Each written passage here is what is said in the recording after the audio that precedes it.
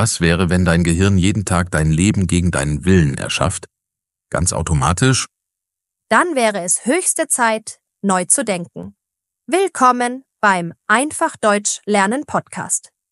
Hallo zusammen, ich bin Max. Und ich bin Lena. Max, deine Frage am Anfang ist wirklich sehr interessant.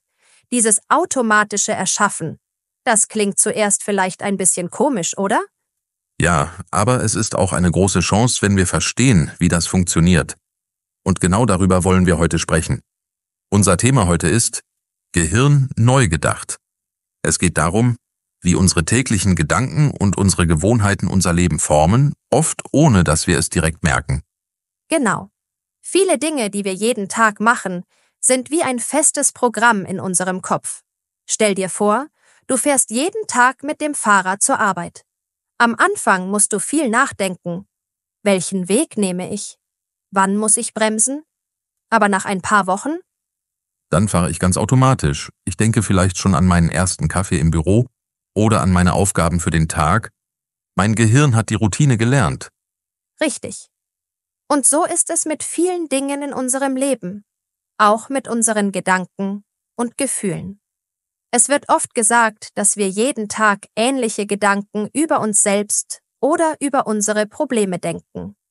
Diese Gedanken kommen dann ganz automatisch, wie ein altes Lied, das immer wieder gespielt wird. Und diese automatischen Gedanken beeinflussen natürlich stark, wie wir uns fühlen und was wir tun.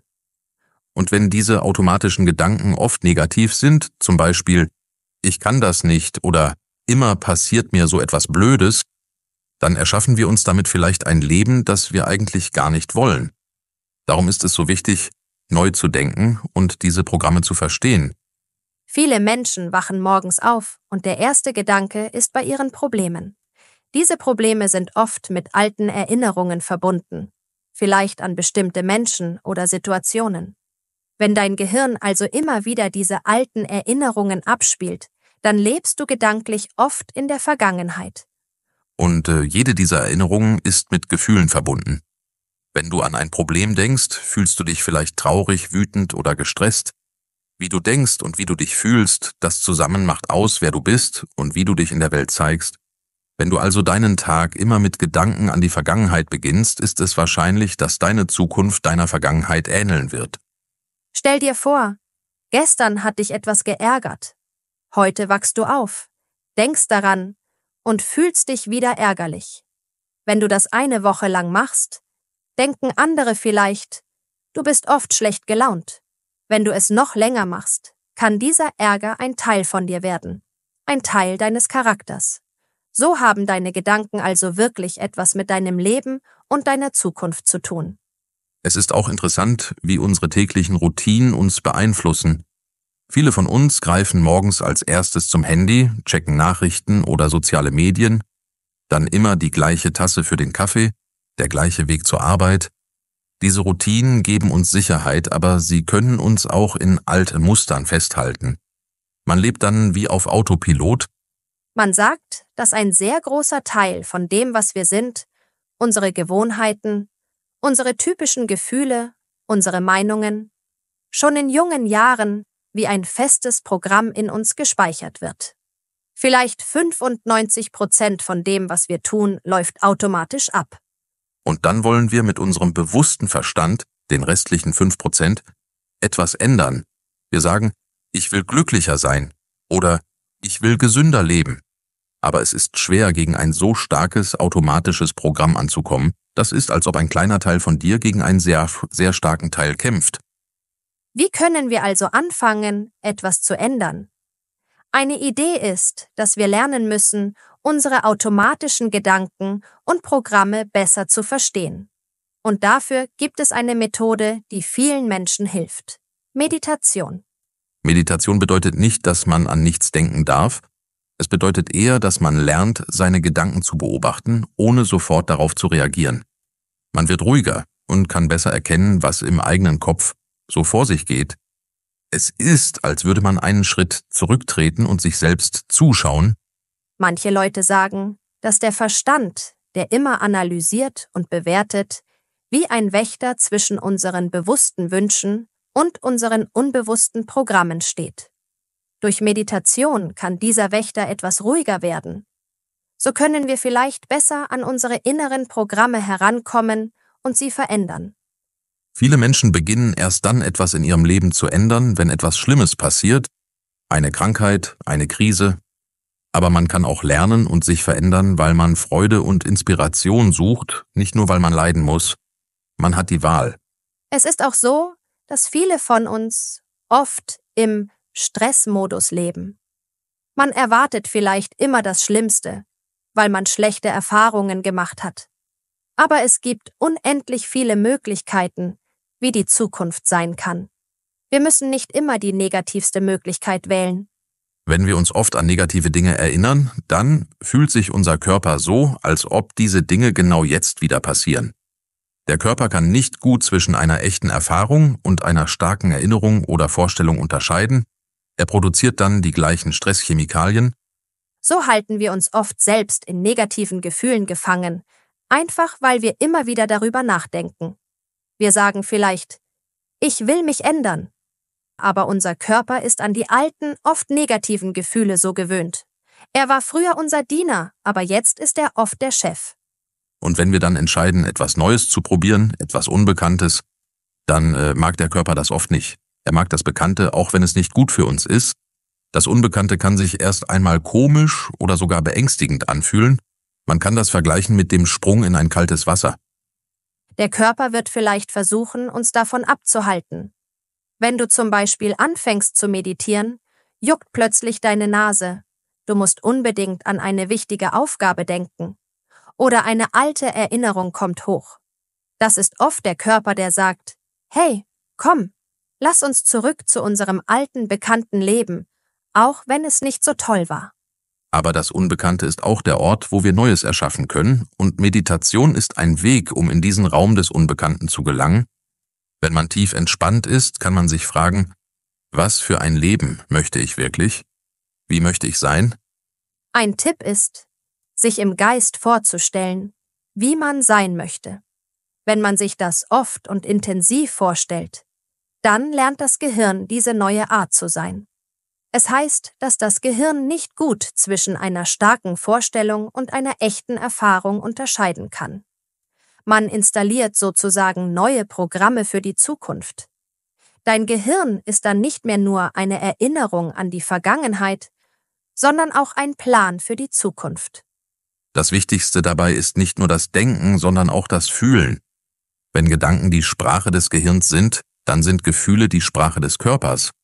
Du musst deinem Körper beibringen, wie sich diese neue Zukunft anfühlt, bevor sie wirklich da ist. Genau. Wenn du dir deine neue Zukunft vorstellst und dabei wirklich Freude, Dankbarkeit oder Liebe fühlst, dann versteht dein Körper die Botschaft. Wenn du nichts dabei fühlst, kommt die Botschaft nicht richtig an. Es ist wie beim Internet.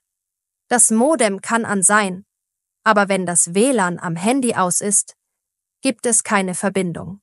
Sobald du die Gefühle deiner neuen Gedanken spürst, bist du verbunden und kannst deine neue Zukunft herunterladen. Das bedeutet, du musst nicht warten, bis du erfolgreich bist, um dich erfolgreich zu fühlen. Du musst nicht warten, bis du reich bist, um dich reich oder dankbar zu fühlen. Du musst nicht auf eine neue Beziehung warten, um dich liebevoll zu fühlen. Die Idee ist, dass in dem Moment, in dem du diese positiven Gefühle schon jetzt hast, du anfängst, diese Dinge in dein Leben zu ziehen. Wenn du anfängst, es zu fühlen, dann bewegst du dich auf deine neue Zukunft zu. Du wirst zum Schöpfer deiner Zukunft. Du bist nicht mehr ein Opfer deiner Vergangenheit und sagst, ich bin so, weil diese schlimme Sache passiert ist. Viele Menschen sind leider Opfer ihrer eigenen negativen Gedanken. Es ist auch gut zu wissen, nur weil du einen Gedanken hast, bedeutet das nicht, dass dieser Gedanke wahr ist. Wir denken sehr viele Gedanken an einem Tag, vielleicht 60.000 oder 70.000. Und die meisten davon sind die gleichen Gedanken wie gestern. Wenn deine Gedanken deine Zukunft formen, dann wird sich nicht viel ändern, wenn du immer das Gleiche denkst. Gleiche Gedanken führen oft zu gleichen Entscheidungen. Gleiche Entscheidungen führen zu gleichen Verhaltensweisen. Gleiche Verhaltensweisen schaffen gleiche Erfahrungen und gleiche Erfahrungen erzeugen gleiche Gefühle. Ein Kreislauf. Deshalb ist es so hilfreich, durch Meditation aufmerksamer für die eigenen Gedanken, Handlungen und Gefühle zu werden. Je aufmerksamer du bist, desto weniger kann ein ungewollter Gedanke unbemerkt an dir vorbeiziehen und dich kontrollieren. Wenn du deine alten Gedanken, Gefühle und Gewohnheiten besser kennenlernst, haben sie weniger Macht über dich. Dann kannst du anfangen, neue Gedanken zu denken und deinen Körper in einen neuen positiven Gefühlszustand zu bringen. Wenn du das oft genug machst, wird dieser neue Gefühlszustand für dich normal und vertraut. Ein neues Selbst zu erschaffen, ist ein bisschen wie einen neuen Garten anzulegen. Zuerst musst du das Unkraut und die Steine entfernen. Du musst die alten Pflanzen herausnehmen und die Erde vorbereiten. Erst dann kannst du neue Samen pflanzen. Meditation ist wie diese Vorbereitung des Gartens. Und das ist nicht immer einfach. Den Körper daran zu gewöhnen, still zu sitzen und zu meditieren, ist wie ein wildes Tier zu trainieren. Du sagst, Sitz, aber es rennt weg. Du holst es zurück, es rennt wieder weg. Wenn du mit Meditieren anfängst, sagt dein Körper vielleicht, hey, normalerweise ärgern wir uns jetzt über E-Mails. Was soll das, hier einfach rumsitzen? Jahrelang haben wir uns um diese Zeit geärgert.